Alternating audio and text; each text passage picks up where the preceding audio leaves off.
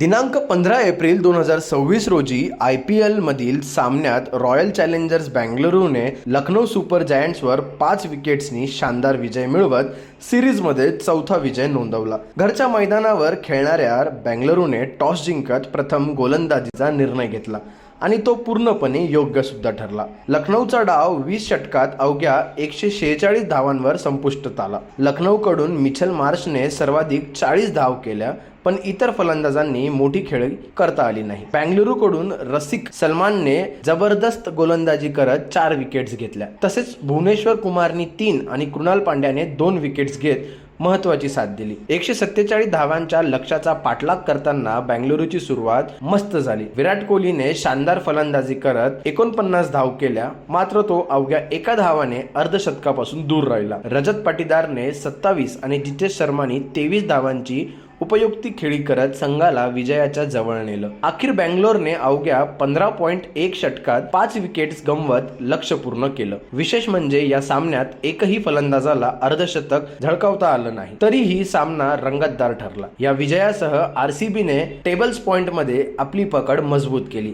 तर लखनौला पराभवाचा धक्का जोरदार बसला. या सामन्याचा टर्निंग पॉइंट ठरला तो म्हणजे रसिक सलमानची घातक गोलंदाजी आणि विराटचे 49 धावांची खेळी.